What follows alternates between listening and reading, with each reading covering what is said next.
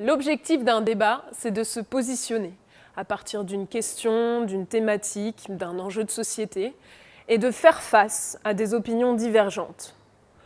Au cours d'un débat, il y a des règles à respecter.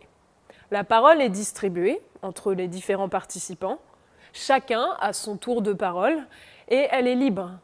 Interdiction de l'interrompre.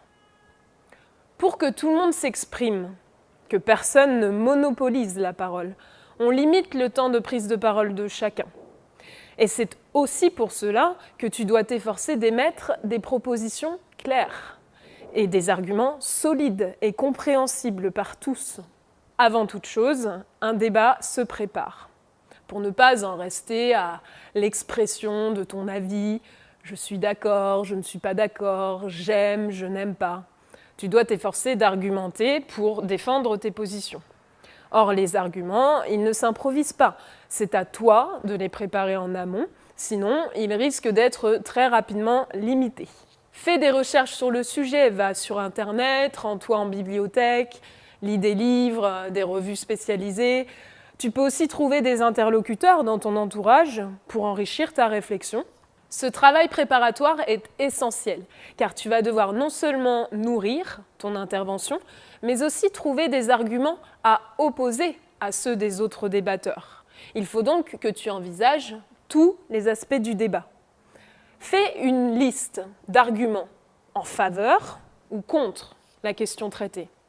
Écarte les arguments peu convaincants et garde comme axe directeur 3 arguments forts qui seront les piliers de ton argumentation.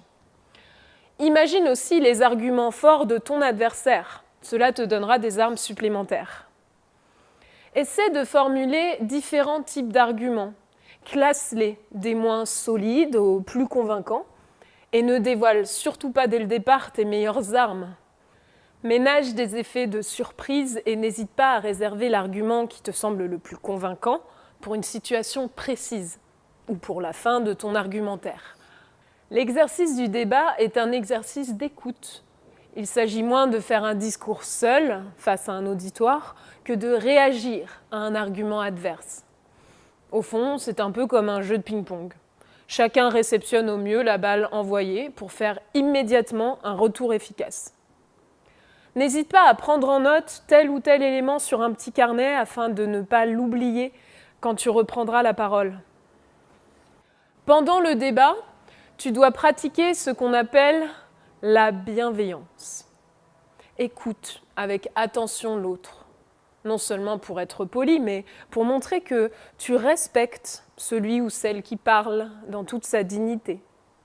Et ne coupe jamais la parole de celui ou celle qui parle. Regarde-le.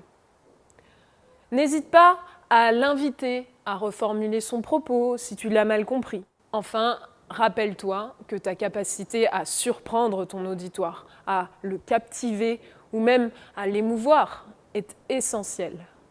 N'hésite pas à t'appuyer sur des références communes, des éléments dont tu es sûr qu'ils toucheront ton public. Maintenant, à l'aide de la fiche d'exploitation, entraîne-toi.